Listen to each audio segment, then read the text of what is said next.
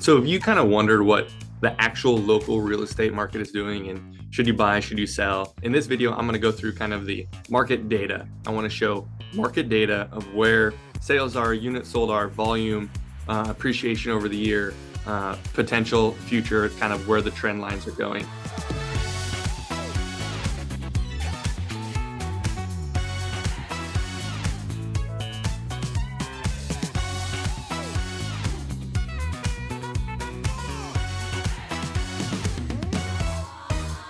A lot of these slides are from a local real estate agent who produces just an incredible amount of data and resources for other agents to use. His name is Sulgrove, and I'll leave his information below in this YouTube channel. But we're going to go over why this data matters to you, when it should matter to you, how you can use the data, and kind of how you can paint a picture of what decisions you should make on whether you should list now, list later, buy now, buy later, or just stay put and not do anything. The couple pieces of data that we're going to go over are back on market, price decreases, the AVM, and today in history.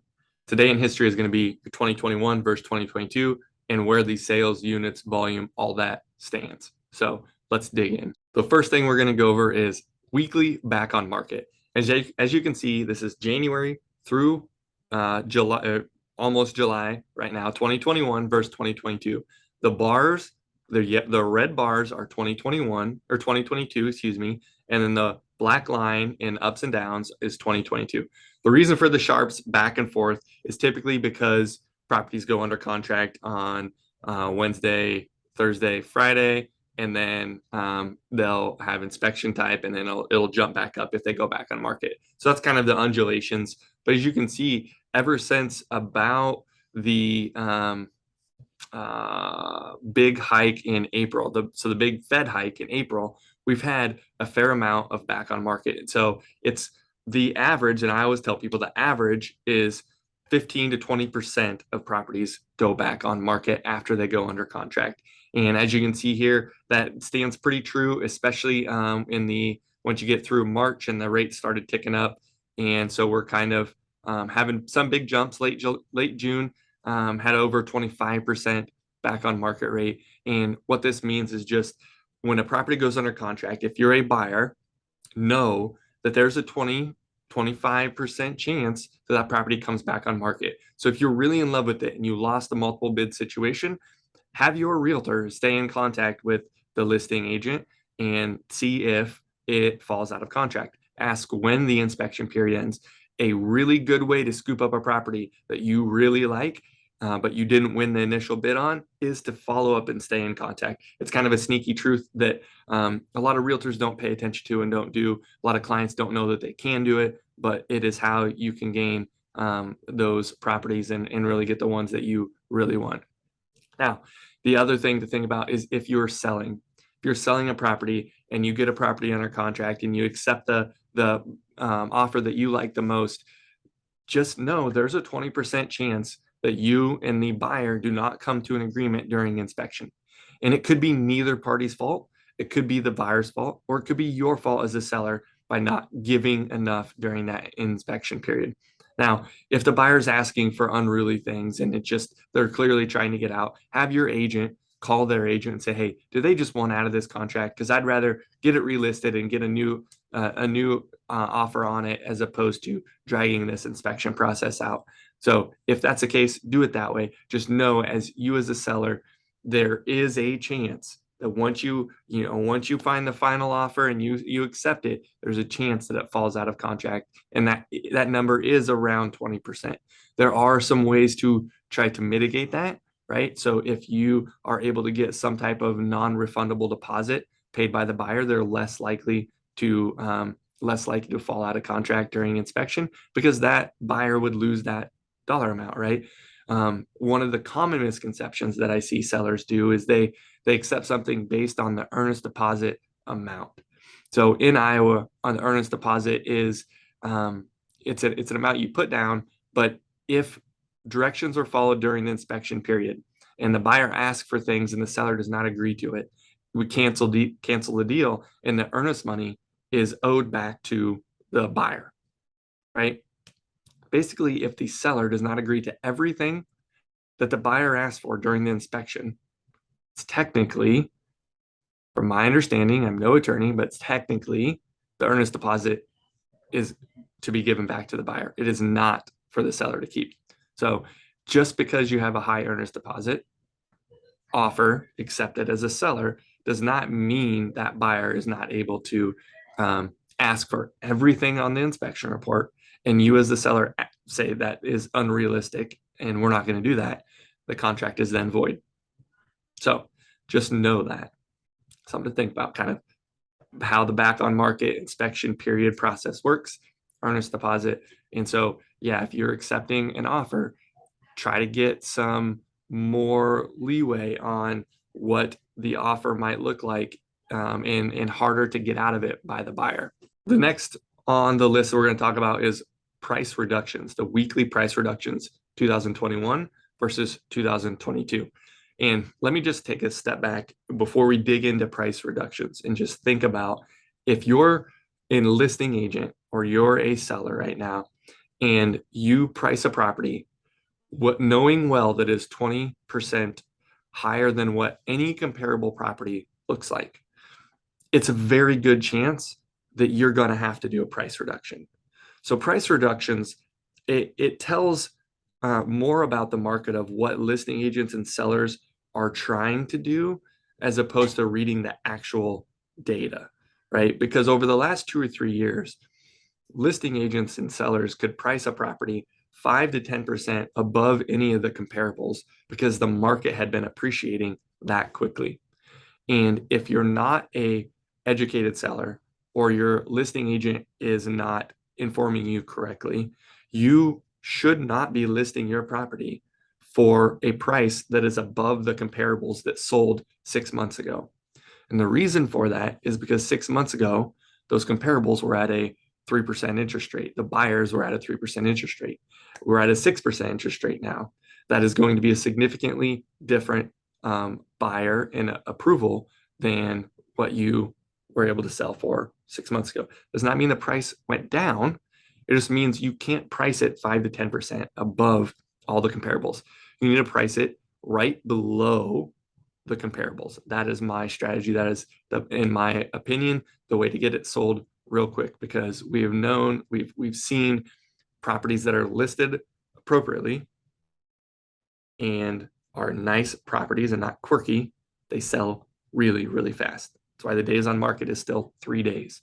So price reductions, as you can see here, as interest rates tick up, was kind of that April, May timeframe, the price reductions really started going high. And really, that's probably a lot to do with the sellers not realizing, or the listing agents not realizing, or having the data in front of the sellers to say, hey, the market is changing. Your $280,000 house at a 3% interest rate is the same payment now as a $220,000 house. So you have to take that into consideration, that the properties are not appreciating as drastically as they were 3 to 6 months ago. So that's why we're seeing these price reductions. It does not mean, like, a price reduction does not mean that the property is a bad property. It just means the list price, the starting point, was not appropriate for that property, given the location, the quirkiness, the size, the comparables. So when you are listing your property, make sure you're looking at comparables. You're not just looking at your Zillow or some test evaluation of the market. Make sure you're looking at true comparables. Speaking of using the Zillow cost estimator and whatnot, this is called the AVM comparison, which is the average value. I guess I don't exactly know what it stands for. Les Sulgrove puts it together, obviously, with SimplyDesMoines. You can see it over there. And so what he does is he pulls a CMA, RPR, CoreLogic, Zillow, and he gets the average. And all of those are ways to evaluate the price of a property. And he's done this for multiple years on the same type of property. And he does this in order to get your average. So whether it's CoreLogic or Zillow or RPR or his internal CMA, it gives you a lot of pieces of data to then average out to see where the property stands, right? And so as you can see here, over since January 1, so this is the weeks of the year, the properties have increased a good 10%, 5 to 10%. So that is the average. And as you can see here, each different type of evaluation is different, but it's all within the realm. CoreLogic is always way lower. It's always much more conservative valuation. But you can see here, like this is kind of the range that you're going to expect to sell the house in. So whether you list it for 305 or 308, 314, 320, the higher you list that price, the fewer showings, the fewer offers you're going to get, just how it's going to work. And you have to kind of hope for that one person that absolutely falls in love with your property. My suggestion on this type of property, I list it for around that 308 number. I think that would get a lot of eyeballs. It would get a lot of attention. So that's how I would handle it. This is probably my favorite slide of all, and it is a snapshot of today in history versus 2022, June 26th versus 2021, 2021. 26, 2021, right? So essentially your bar graph on the left is June of 2022 current, and then the bar graph on the right is June 25, 2021. And we have homes for sale in the green, we have pending sales in yellow, year to date sales in red, and offers accepted in the last 30 days in orange. So we're going to go one at a time. Homes for sale. In 2022, current active homes for sales, 2,217. A year ago, it was 1,899, so almost 1,900. What that tells us is there is an increase of homes for sale of about 318 in 2022. So we have increased inventory. Still very, very low inventory in the general scheme of things, but there has been an increase in inventory. Next on the list, pending sales, that is yellow, right? So June 26, 2022, we had 3,100 pending sales. June 2021, we had 4,300 pending sales. That is a significant decrease from June of this year from last year. And a decrease in pending sales, what that tells us is the total sales of the future is going to be down. So think about that. Your closed business in the next 30, 60, 90 days is going to be down because the pending sales are down. I've been saying this since May. We've seen it. Absolutely. Hasn't hit yet. It's going to happen because it takes time for a property to close.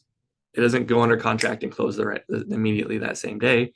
You get an accepted offer, you go through the financing, and it closes in 30 to 45 days. So we're going to see a significant decrease in units sold sales. There's no question about it. So let's go to year-to-date closed sales. We've actually had 57 more sales year-to-date in 2022 versus 2021.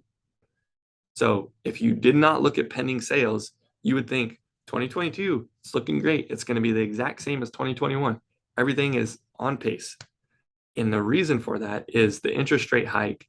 The folks that are closing on those sales, like already closed on those sales, they were getting much better rates when they put the properties under contract. So there's a reason that those closed sales are the same. And I think that there's a significant difference in what is to come because of the pending sales. It's not even I think, it absolutely is going to happen. The data is telling us this. So keep that in mind. Offers accepted the last 30 days. That is the next one. It's the yellow or orange. And the last 30 days, so basically the month of June of 2022, we had 1,300, almost 1,400 accepted offers. So that's how fast a property, how many properties are getting accepted in the last 30 days. So if we do quick math on that, that would tell us that 1,393 divided by the last 30 days, 46 properties are going under contract every day. 55 properties were going in contract the last 30 days in 2021. So 10 fewer properties per day are going under contract right now compared to last year. So keep that in mind. It does not mean the market is crashing. It means we are going to continue to pay attention and contact with these numbers to see how they go, to see what happens. Now, what does this data, what does this tell you if you are buying a property? Well, a couple things. If you're buying a property, you're going to be able to see more properties. And I think there's going to be continued active inventory increases of people that are selling because there are fewer offers getting accepted and there's more listings coming onto the market. So that's one thing to think about as a buyer. Now, the flip side of that, as a buyer, you need to understand that if a property has been on the market for 2, 3, 4 weeks, there are some blemishes there. So do not expect to go look at that property and have it be perfect, crossed, I's dotted, T's crossed, like a perfect property, because those perfect properties in our days on market tell us this are selling really, really fast. So what that also tells us, if you're a buyer, is that if those properties are sitting on the market for a couple weeks, I think you have an opportunity to pick your price.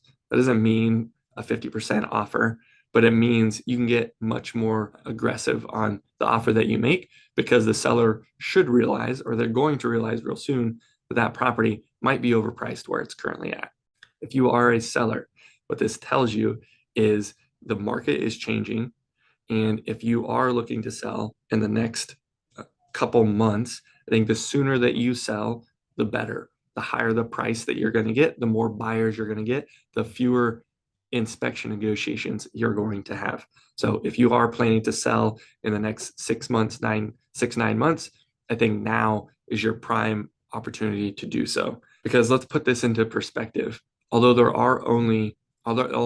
has been an increase of active properties on the market, 2,300 active properties is still about 1 month of inventory, maybe a month and a half of average inventory. Meaning, if the properties continue to sell as fast as they sell, how soon would we run out of properties? It is right around a month and a half.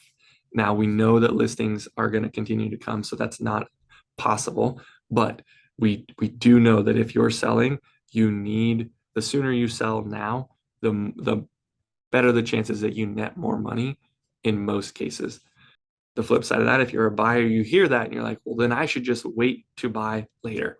And although I don't think it's a terrible idea to wait, I think you need to be strategic about this, because if you wait 6 months and bank interest rates, mortgage interest rates continue to go up, you're offsetting the cost difference of any decrease in prices in the future, which I don't think there's going to be decreases. I think it's kind of going to be pretty status quo and steady because of the data that we're seeing. I don't see any data that's telling us there's going to be a hard down in prices in the next 6 to 9 months.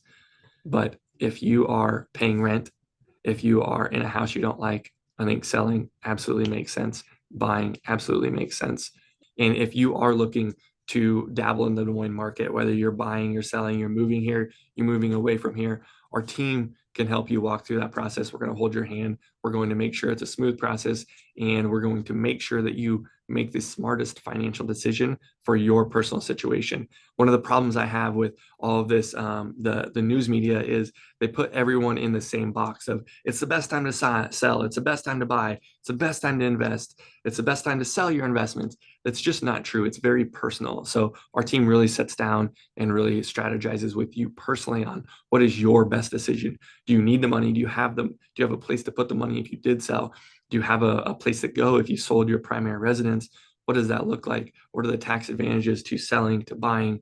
All of that good stuff. So our team really loves to do that. So if that interests you, please reach out.